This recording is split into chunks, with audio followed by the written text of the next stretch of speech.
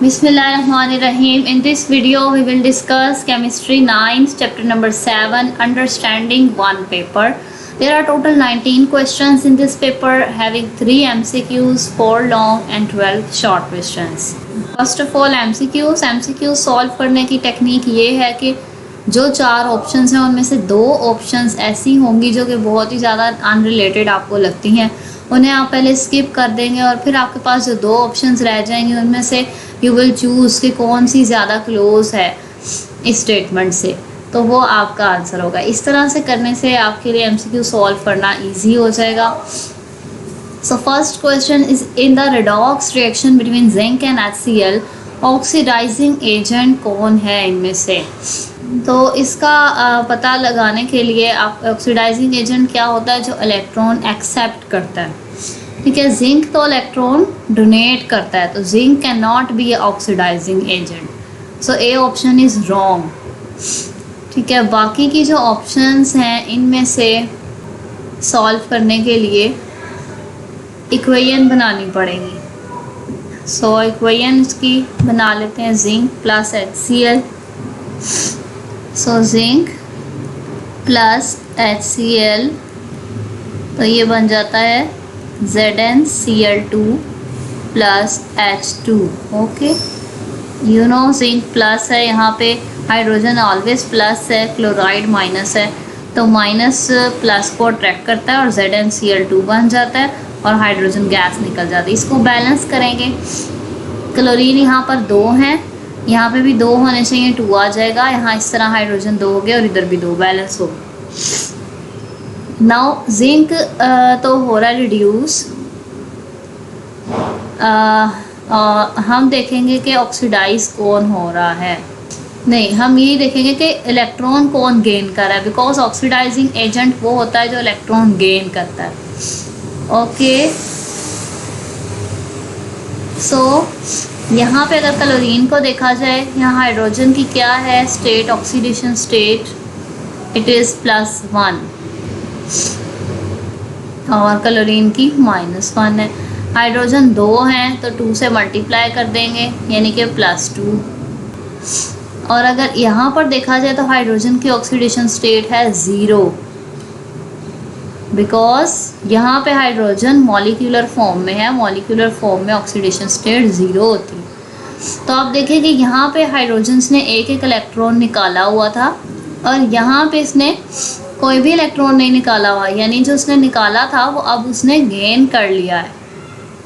ठीक है, सो H positive ने इलेक्ट्रॉन गेन किया है, गेन्ड इलेक्ट्रॉन। यहाँ पे उसने पीछे निकाला हुआ था एक इलेक्ट्रॉन, लेकिन अब उसने वापस ले लिया, तभी उसके ऑक्सीडेशन स्टेट 0 हो गई। तो इसलिए हाइड्रोजन H पॉजिटिव जो है वो एक ऑक्सीडाइजिंग एजेंट है।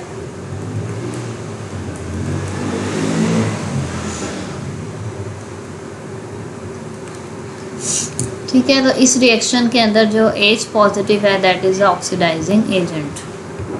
C option is correct. Next, which is not the characteristic of electrolyte. Okay, electrolyte soluble होता है वाटर में, ऑक्सीडाइज भी हो सकता है, कंडक्टर भी हो सकता है, cheap, I think cheap A is the right answer कि ये इसकी कैरेक्टरिस्टिक नहीं है। नेक्स्ट है हाइड्रोनियम आयन का सिंबल क्या है। सो हाइड्रोनियम आयन तो ना ही OH माइनस है ना ही H प्लस है, तो C option is the correct, H3O plus.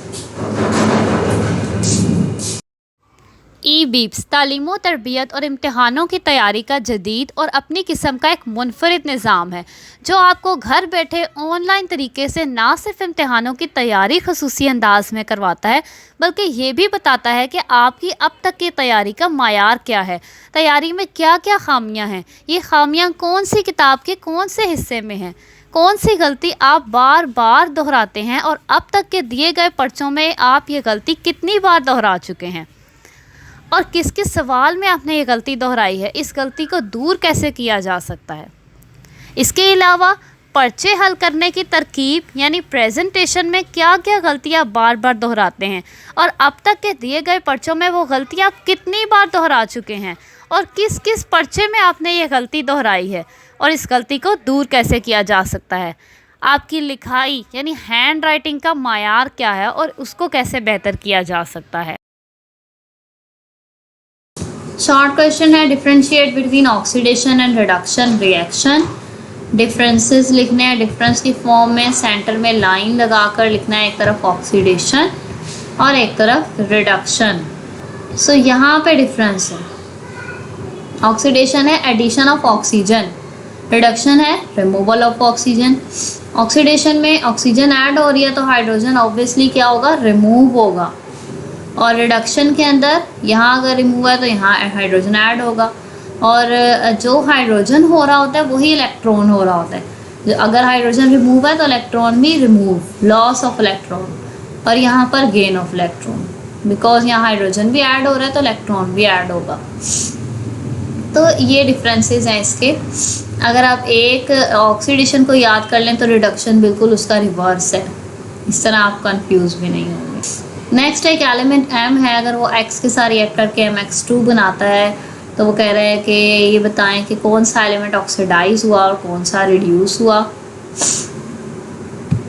तो इसको सॉल्व करने के लिए भी इक्वेशन बनाएंगे और ऑक्सीडेशन नंबर्स लिखेंगे, फिर ही पता चलेगा कि कौन सा ऑक्सीडाइज हुआ और कौन सा रिड्यूस हुआ। ठीक है, m प्लस x2 mx2, ठीक है। अच्छा, x के साथ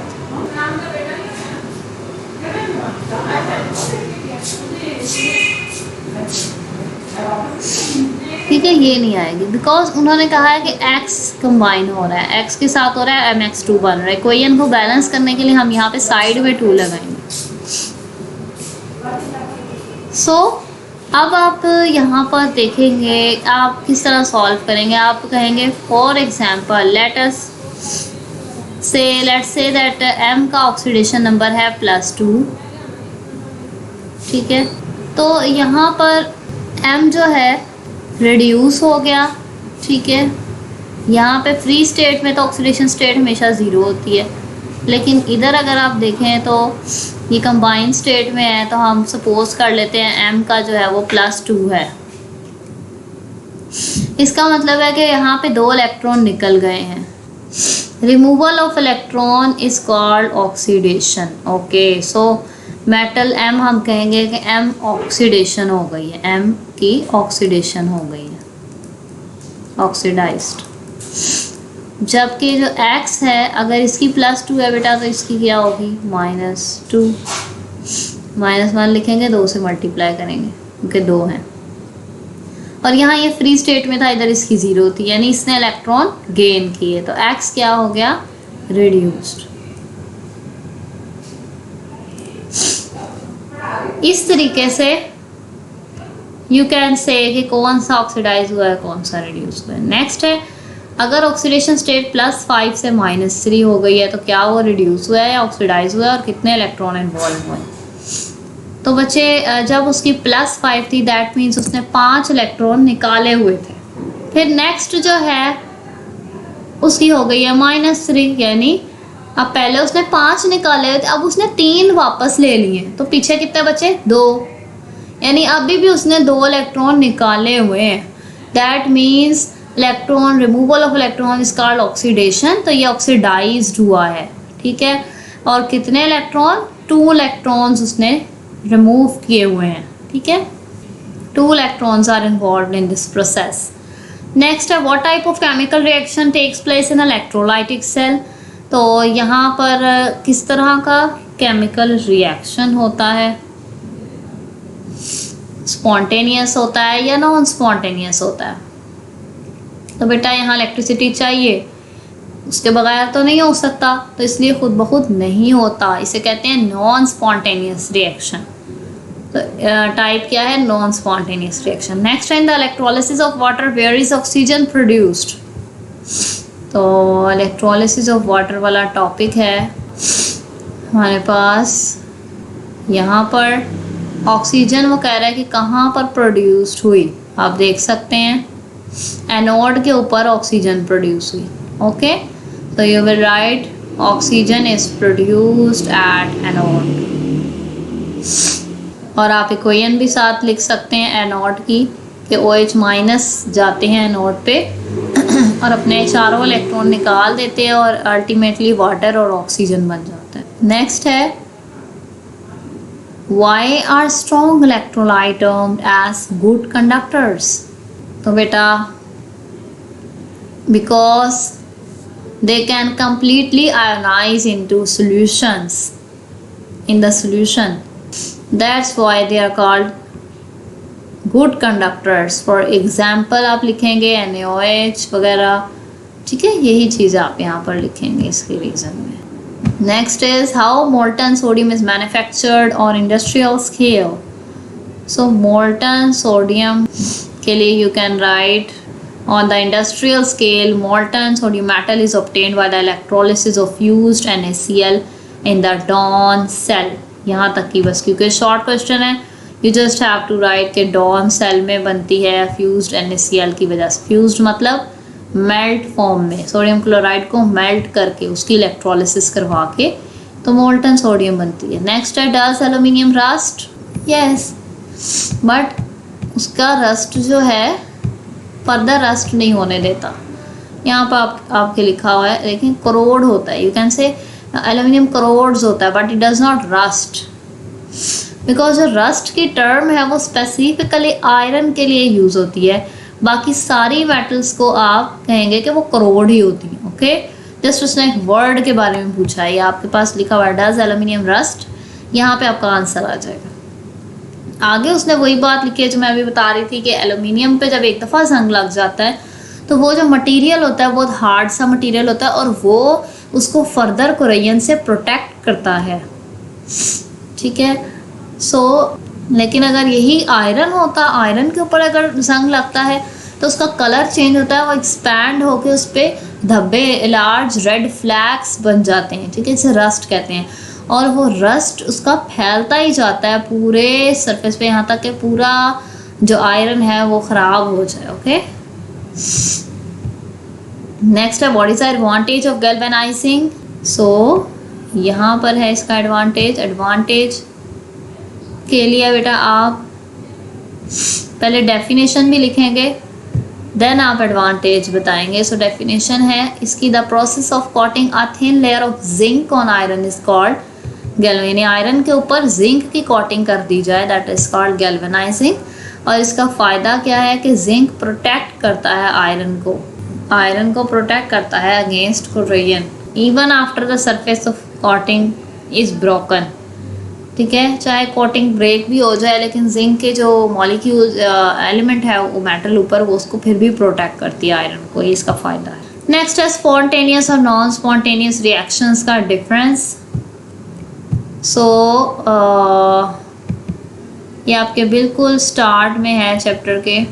स्पॉन्टेनियस रिएक्शन कौन से हैं जो कि खुद ब खुद हो जाते हैं। स्पॉन्टेनियस का मतलब है खुद ब खुद, विदाउट एनी एक्सटर्नल एजेंट ही हो जाते हैं, जबकि जो नॉन स्पॉन्टेनियस हैं उन्हें होने के लिए किसी एजेंट की ज़रूरत पड़ती है, लाइक इलेक्ट्रोलिसिस की ज़रूरत पड़ती है। ये आप डेफिनेशंस लिखेंगे डिफरेंस की फॉर्म में, लाइन लगा के सेंटर में। सेकेंड डिफरेंस आप लिखेंगे कि spontaneous reactions produce electricity at the end of the reaction, और नॉन स्पॉन्टेनियस में लिखेंगे electricity is required to proceed such reactions। Okay, example आप लिख सकते हैं कि स्पॉन्टेनियस में आप लिख सकते हैं डैनियल सेल और नॉन स्पॉन्टेनियस में डॉन cell. Next is define reducing agent and उसकी एग्जाम्पल लिखें। Okay, reducing agent and oxidising agent यहाँ पर है। Reducing agent is a species that reduces a substance by donating electron to it, ठीक है, ये वो सब्सटेंस है जो दूसरों को रिड्यूस कर देता है। रिड्यूस क्या होता है? इलेक्ट्रॉन एक्सेप्ट करना, यानी ये दूसरों को इलेक्ट्रॉन एक्सेप्ट करवाता है, अपने इलेक्ट्रॉन निकाल के दूसरों को दे देता है ताकि दूसरे रिड्यूस हो जाए, और खुद तो इसने इलेक्ट्रॉन निकाल दिए, खुद ही ऑक्सीडाइज हो जाता है। तो रिड्यूसिंग एजेंट वो है जो इलेक्ट्रॉन निकालता है, डोनेट करता है। एग्जाम्पल है all metals, they are good reducing agent क्योंकि मेटल ऑलवेज इलेक्ट्रॉन निकालने की सलाहियत रखती है। Next explain tin coating. So tin coating यहाँ पर है, ये तो इलेक्ट्रोप्लेटिंग वाला आ गया आपके पास। Physically tin coating this one, इसमें क्या है कि आयरन के ऊपर आप टिन करना चाहते हैं, तो टिन का आप एक मोल्टन सोल्यूशन, मोल्टन फॉर्म में टिन को लेंगे और उसके अंदर आप आयरन को क्लीन करके सैंड के साथ, वाटर के साथ, हर लिहाज से उसको क्लीन करके आप टिन के मोल्टन टिन में डाल देंगे, डिप करेंगे। फिर आप उसको हॉट रोलर्स में से गुजारेंगे, यानी हीट प्रोवाइड करेंगे, वो जो टिन है उसके ऊपर कॉट हो जाएगी। क्योंकि टिन वाले कैंस यूज़ होते हैं बेवरेजेस और फूड कैंस के तौर पे, और ये आयरन को प्रोटेक्ट करता है as long as it's protective layer remain intact, यानी जब तक उसकी प्रोटेक्टिव लेयर उसके ऊपर रहती है सिर्फ तब तक उसको प्रोटेक्ट करता है। जैसे वो लेयर उतर जाती है फिर आयरन को दोबारा से जंग लगने का खतरा। नेक्स्ट है जी long question. Explain oxidizing and reducing agents with the help of examples. You have to write their definition, then their examples, and then explanation. तो oxidizing agent क्या होता है? Oxidize is a species that oxidize a substance by taking electrons from it. ठीक है, ये किसी दूसरे substance को ऑक्सीडाइज कर देता है, यानी ऑक्सीडेशन क्या है? Removal of electron. ये दूसरे के अंदर से इलेक्ट्रॉन निकाल के खुद इलेक्ट्रॉन ले लेता है। ठीक है, यानी जो इलेक्ट्रॉन गेन करता है that is called oxidising agent. ठीक है, ये इसकी एक्सप्लेनेशन में आ जाएगा। और आगे एग्जांपल है नॉन मेटल्स, क्योंकि नॉन मेटल हमेशा इलेक्ट्रॉन एक्सेप्ट करती हैं। देन है रिड्यूसिंग एजेंट। रिड्यूसिंग एजेंट है the species that reduces a substance by donating electron to it, जो दूसरों को रिड्यूस करे। रिड्यूस मतलब इलेक्ट्रॉन ऐड होना, यानी ये दूसरों के अंदर इलेक्ट्रॉन ऐड करती है अपने अंदर से निकाल कर। ठीक है, अपने इलेक्ट्रॉन निकाल के दूसरों को दे देती है, तो अपने इलेक्ट्रॉन निकल गए, यानी खुद ऑक्सीडाइज हो गई लेकिन दूसरे को रिड्यूस कर दिया। ठीक है, तो खुद अपने इलेक्ट्रॉन ही निकाल देती है। तो जो भी इलेक्ट्रॉन लॉस करते हैं they are called reducing agent. Like metals हमेशा चाहती हैं हमारे इलेक्ट्रॉन निकल जाएं, तो they are called reducing agents. Next question is explain oxidation and reduction reaction on the basis of addition and removal of hydrogen and oxygen. So वो आपके पास topic आएगा और उसमें डेफिनेशंस आएंगी, एग्जांपल्स आएंगी, एक्सप्लेनेशन आएंगी। So here you can see oxidation and reduction and with the addition and removal of hydrogen atoms. Okay, तो यहाँ से आपके पास आ जाएगा सारा, यहाँ तक है। ठीक है,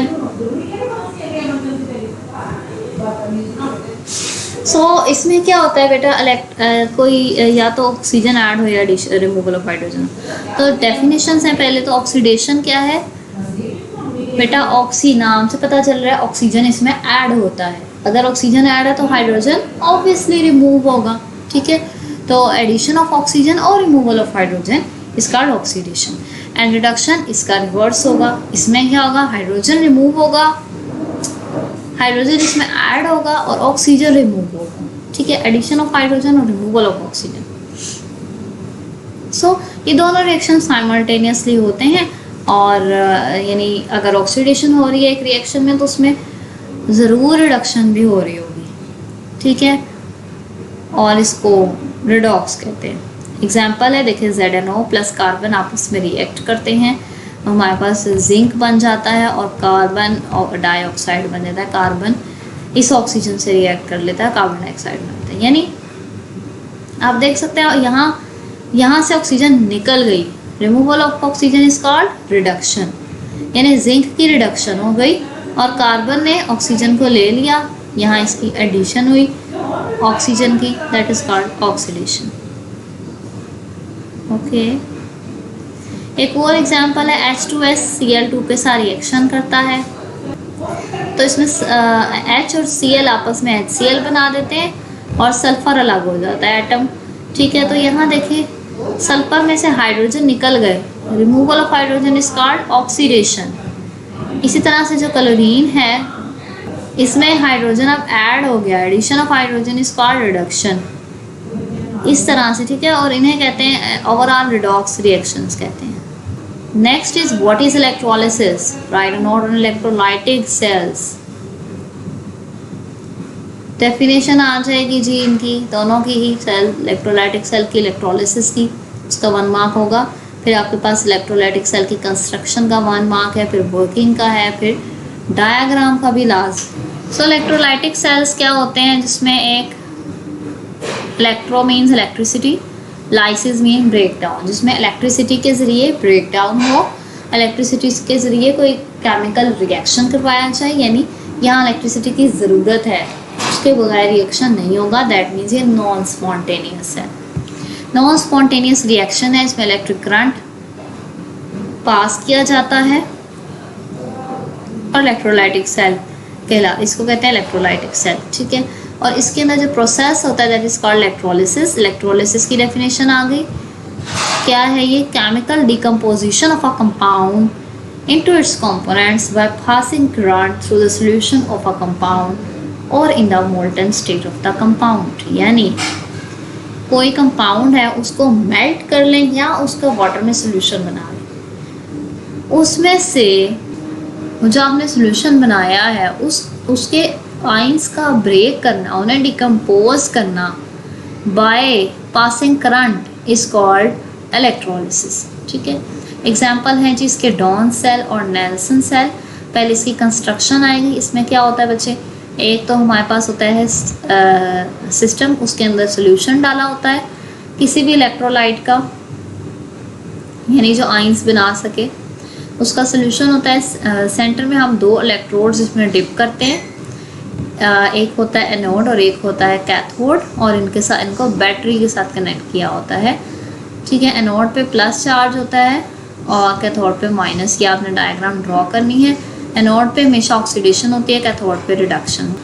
वर्किंग है, फॉर एग्जांपल आपने NaCl डाला हो, ठीक है, तो जब इलेक्ट्रिक करंट डालते हैं तो जो इलेक्ट्रोलाइट होते हैं यहाँ पर, उसमें पॉजिटिव आइंस भी है, नेगेटिव आइंस भी हैं। जो पॉजिटिव आइन है ऑब्वियसली वो यहाँ पे नेगेटिव वाले इलेक्ट्रोड को अट्रैक्ट करेंगे, कैथोड को, तो कैथोड की तरफ जाएंगे, और जो नेगेटिव वाले हैं वो पॉजिटिव की तरफ जाएंगे। इस तरह से जब वो मूव करते हैं, जैसे पॉजिटिव वाला है वो यहाँ पर जाता है, ठीक है, कैथोड पे। अब कैथोड पे क्या है, माइनस चार्ज इलेक्ट्रॉन पे होता है ना, तो ये पॉजिटिव चार्ज जब यहाँ जाएगा, यहाँ से इलेक्ट्रॉन्स ले लेंगे, पॉजिटिव चार्ज स्पीशी यहाँ से इलेक्ट्रॉन्स ले लेंगी, और इलेक्ट्रॉन का लेना इज कॉल्ड रिडक्शन, तो यहाँ रिडक्शन हो जाएगी। ठीक है, नेगेटिव चार्ज स्पीशीज जो है वो यहाँ जाएंगी एनोड पे, और यहाँ जाकर अपने इलेक्ट्रॉन निकालेंगी, लॉस ऑफ इलेक्ट्रॉन करेंगी, दैट इज कॉल्ड ऑक्सीडेशन। जैसे अगर आप देखिए मोल्टन NaCl, फ्यूज्ड का मतलब मोल्टन। NaCl के आइंस कौन कौन से हैं, Na+ और Cl- है। प्लस वाला जाएगा कैथोड पे, माइनस वाला जाएगा एनोड पे। तो पहले एनोड का रिएक्शन दिखाया, ये क्लोराइड यहाँ आया, एनोड पे जाके इसने अपने इलेक्ट्रॉन्स निकाल दिए और क्लोरीन गैस बन गई, तो एनोड पे ऑक्सीडेशन होगी। और कैथोड पे क्या होगा, सोडियम आयन आएगा, रिडक्शन होगी, सोडियम आयन आके इस इलेक्ट्रॉन्स ले लेगा कैथोड से और सोडियम मेटल बना देगा, रिडक्शन होगी। ओवरऑल क्या हुआ, ये इलेक्ट्रॉन तो यहाँ से और यहाँ से कैंसिल हो गए, सिर्फ बचा Na+ और Cl-, इन दोनों ने आपस में रिएक्ट किया और एंड पे क्या बना, Cl2 गैस बनी और सोडियम मेटल बनी। नेक्स्ट है what is corrosion and how iron gets rusted, तो you have to write definition. of Korean, then its condition, then reaction and then diagram. So यहाँ पहले कोरियन की डेफिनेशन लिखेंगे कि slow and continuous eating away of metal by surrounding medium. ठीक है, किसी भी मेटल जो है वो आहिस्ता आहिस्ता अगर ख़त्म होती जा रही है ड्यू टू एयर मॉइस्चर जो इन्वायरमेंट की वजह से, दैट इज़ कॉल्ड कोरियन। और ये रेडॉक्स रिएक्शन होता है। इसकी कंडीशंस क्या है, हमेशा एयर और मॉइस्चर चाहिए होता है। आयरन की रस्टिंग क्या है कि कोरियन तो सब मेटल के लिए वर्ड यूज़ करते हैं, लेकिन आयरन के लिए एक स्पेसिफिक वर्ड होता है रस्ट, यानी जंग, रस्टिंग का। कंडीशंस आ गई। कंडीशन क्या है, मॉइस्ट एयर चाहिए, यानी हवा में वाटर के वेपर्स हों, उसके बगैर रस्ट नहीं लगता। अब अगर आप देखें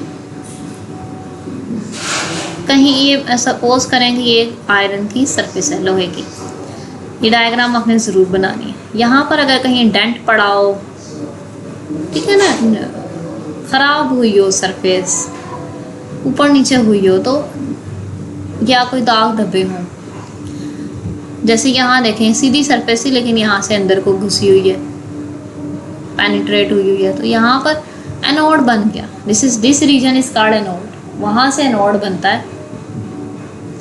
एनोड पे क्या होता है अभी हमने पढ़ा है, बता आपको आप सोचें, अभी हमने इलेक्ट्रोलाइटिक सेल्स में पढ़ा है। एनोड पे हमेशा क्या होता है, ऑक्सीडेशन। तो यहाँ ऑक्सीडेशन हुई, इलेक्ट्रॉन निकल गया, आयरन के 2 इलेक्ट्रॉन निकल गए और आयरन 2+ बन गया हेयर। ओके, अब वाटर बेटा मॉइस्चर यहाँ पे है, पूरी लेयर पे है, क्योंकि मॉइस्चर के बगैर जंग नहीं लग सकता। ठीक है, अब आयरन के जो 2 इलेक्ट्रॉन है वो यहाँ एनोड से फ्लो करेंगे।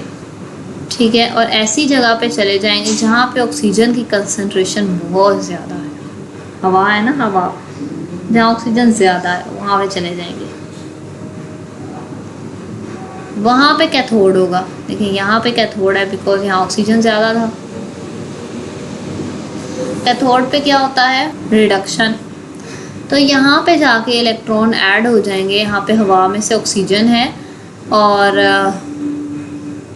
कुछ H+ आयन है। ये कहाँ से आए ये मैं अभी बताती हूँ आपको, लेकिन फ़िलहाल ये जो इलेक्ट्रॉन आए ट्रैवल करते करते कैथोडिक रीजन पे, इन्होंने ऑक्सीजन के साथ रिएक्ट किया और H+ के साथ, तो यहाँ पे वाटर बना दिया। अच्छा, ये कहाँ से है बेटा, ये आते हैं कार्बोनिक एसिड से। कार्बोनिक एसिड का फार्मूला होता है H2CO3। ये कहाँ से आया, ये बेटा हवा में आपके पास ऑक्सीजन, कार्बन डाइऑक्साइड होती है, वो जब मॉइस्चर के साथ रिएक्ट करती है, जो हम कह रहे हैं ना मॉइस्चर के बगैर रस्ट नहीं लग सकता, तो मॉइस्चर का असल में रोल क्या है, वाटर के साथ वो कार्बन डाइऑक्साइड हवा की जब रिएक्ट करती है तो वो बना देती है कार्बोनिक एसिड H2CO3। तो उस एसिड का जो H+ हैं वो है यहाँ पर एक्चुअली, वो ये है। ठीक है, तो इसलिए अगर एसिडिक मीडियम हो तो रस्टिंग का प्रोसेस ज़्यादा होता है। अब ये दोनों प्रोसेस हो गए, अब एनोड कैथोड हो गया। ठीक है, अब इन दोनों इक्वेशंस को आप सम अप कर दें तो कैसे करेंगे, इलेक्ट्रॉन यहाँ और यहाँ कैंसिल हो गए, क्योंकि वहाँ वो इक्वल के उस साइड पे थे, यहाँ इक्वल के इस साइड पे हैं, तो कैंसिल हो गए। बाकी चीज़ें आप ऐसे ही नीचे उतार लें, आयरन, ऑक्सीजन, H+ इस साइड पे आ गए, और इस साइड पे क्या है, आयरन 2+ और वाटर, ये इस साइड पे आ गए। ठीक है, ये रेडॉक्स रिएक्शन है, लेकिन ये अभी कंप्लीट नहीं हुआ। अब आयरन 2+ जो है वो सराउंडिंग वाटर के साथ रिएक्ट करता है और हवा की ऑक्सीजन के साथ, तो फिर वो कंबाइन होके, ये देखें ये तीनों कंबाइन होके एक मटेरियल बना देते हैं Fe2O3 तो 10H2O। This is called rust. ठीक है, साथ में H+ आयंस बनते हैं and this reaction is redox reaction. और यहाँ से फर्दर बेटा रस्ट लगता रहता है यहाँ तक कि पूरी सरफेस आयरन की हीटन अवे हो जाती है। ठीक है, तो ये सारा आपने लिखना है और इसकी डायग्राम भी ड्रॉ करनी है। So this was your paper, thank you.